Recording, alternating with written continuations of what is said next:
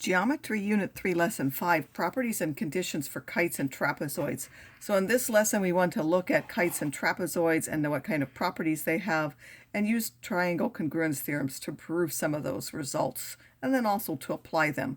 So what is a kite? It's a quadrilateral with two distinct pairs of congruent sides. This pair up here is congruent, these two consecutive ones are congruent, and then there's another length for these two. How could you construct one? You pick any point and then you make an arc, and then you could pick any 2 points on there that would make this length and this length the same. And then you pick a different length, again because these are not the same, otherwise that would make it a rhombus. So you pick a different length and you draw that one from both sides. That would now make this length and this length the same, which would now give you a kite. So what are the properties of a kite? First of all, its diagonals are perpendicular. This is a property that it shares with a rhombus, so this is similar to a rhombus. But it has other properties that are different. Again, if we'd made those two lengths the same, it would have been a rhombus.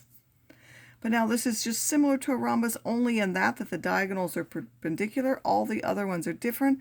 It's only got one pair of opposite angles are congruent. So this pair here is congruent.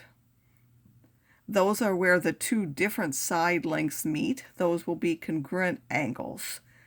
Then the non-congruent angles are bisected by the diagonal. So the diagonal that runs through the congruent angles, and then the one that runs through the non-congruent angles, it will do two things. It cuts this diagonal in half, and it cuts these opposite angles in half. So these angles are not cut in half. This and this are not the same, but down here these are and these are. But this angle is not cut in half, so if this is 25, you don't know that that's 25. But if this is 25, you know that one's 25. So now here we have this kite. We might have the measure of angle BAE is 32, so let's mark that. We have that the measure of angle BCE is 62, and they want to have us find those other angles. I'm just going to go ahead and mark some here. First of all, we know these are right angles because it's a kite, those are perpendicular. That means that I can find this piece up here. It has to be 90 minus the 62. Which will be 28. So this piece here is 28. And then this is also a right angle, so the same is true here. 90 minus 32 would give us 58. So this part here is 58. And then we're asked to find angle CBE. So that's one we already found. The measure of angle CBE, that one is that 28. And we're asked to find the measure of angle ABE, and that one is what we've already found also. That one's 58. And then they want to know ADC. Well, ADC is congruent to ABC, and it's going to now be the sum of those two, so the measure of angle ADC would be the sum of the 28 and the 58. Again, that's because this one that touches that goes through the, so this diagonal cuts through the ones that are cut congruent, and then this one is not cut. These, though, are the congruent angles. So this will now be, I guess that's 86 degrees. So that would be using the properties of a kite. You should be able to fill in all the angles for a kite. The ones on the opposite side are just mirrors of that. This one would be 62. This one would be 28. This one would be 58. This one would be 32. And how do we know that? We know that these are bisected, so those have to be the same. And then because they're bisected just by the same reasoning that gave us that 28, this one's also 28. And just like this one was 58, that one was 58. So for a kite, it's marked here that way, but you know that this rectangle is congruent to this one, and this rectangle will be congruent to this one, along with this bigger rectangle being congruent to this one. So you should know those properties of a kite and be able to use them to find different angles. All right, we're also going to look at a trapezoid. So a trapezoid is one with exactly one pair of parallel sides. Those bases are the parallel sides, and then the legs are the non-parallel sides, and then the base angles are the ones that are adjacent to the bases. So these two are considered base angles, and then these two, sorry, I'm not meaning to mark them as congruent. These two are a base angle pair. So you talk about these two as being base angles, and then you talk about these two down here as base angles. It's an isosceles triangle, or trapezoid, sorry, when these legs are congruent. So if you have the legs congruent, that's an isosceles trapezoid, and that's the one with the nice properties. So there are three things we know if we have an isosceles trapezoid.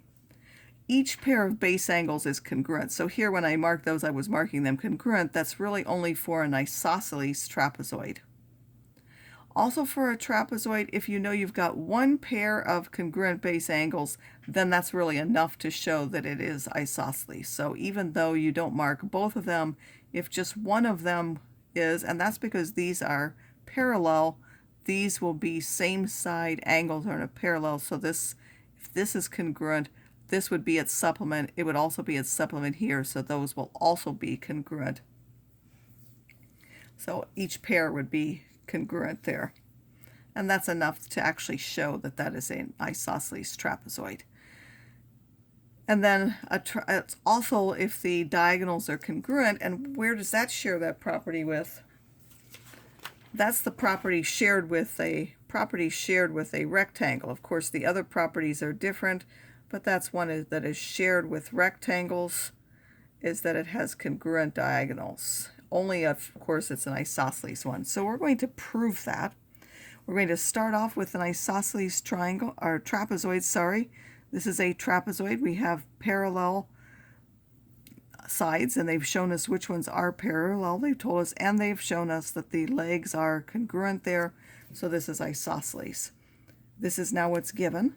We can draw that line parallel to this one that goes through C. We know that exists by the parallel postulate. Remember that through any point not in a line, there is a unique parallel that goes through that. And then we have angle E, and what else are corresponding angles for those two parallel lines? We know that angle A and angle E, well, we can't really call it E because there's more than one there, so we really have to call that CED. I meant at E. And then we have ABCE is a what? Because we now have, this was given to be parallel, and now we know we've drawn these to be parallel, so this is a parallelogram by the definition of a parallelogram. So we constructed that to be a parallelogram.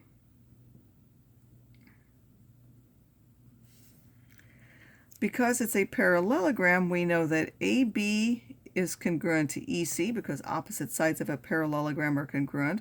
And we know that AB is congruent to DC. That's actually a given statement. We haven't written that one yet. And now what do we know by substitution? So we're going to take these two and combine them to give us that DC, or we could say the transitive property, that DC is congruent to EC. So we now know that this is also congruent, and now that means that this angle CED and angle D are congruent. That's the isosceles triangle theorem. And now we're going to take this step and combine them to say that angle A is congruent to angle D, and that is the transitive property of congruence, because we have the first is congruent to the second, and the second is congruent to the third. And now I'll just also note that angle B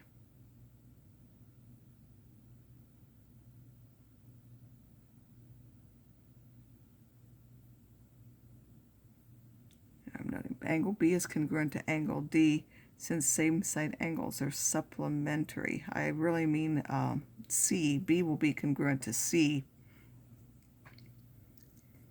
not D. They're going to be supplementary here.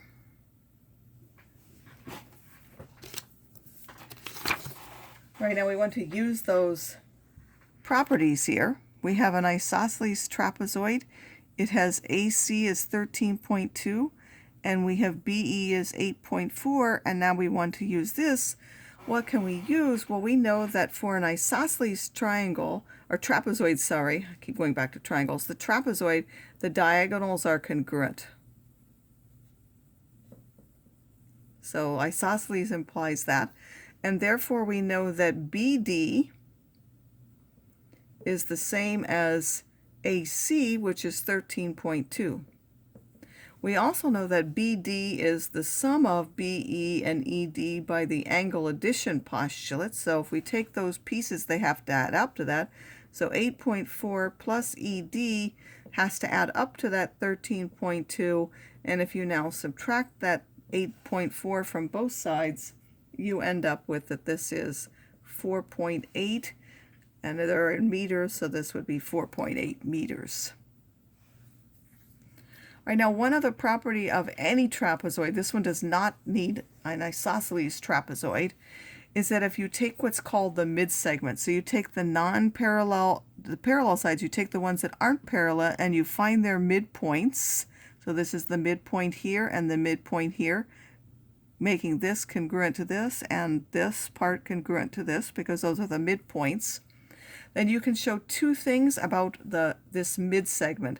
First of all, this midsegment is parallel to either or to each of the bases, and its length is the average of the lengths of the two base lengths. So if you add the two of them and divide by 2, you will get the length of the midsegment. That is called the Trapezoid Midsegment Theorem. So here we have a trapezoid EFGH, and we want to find the length of XY. First of all, we know that this is parallel as well. We could mark that that's parallel, but we don't need that here. But we know that the length of XY is equal to now the average of these two. So if we take 12.5 and add 10.3 and divide that by 2, that will give us that mid-segment length. And if you do that, you will find that that is 11.4 in whatever units they happen to be. If these were centimeters, you would write that that was centimeters.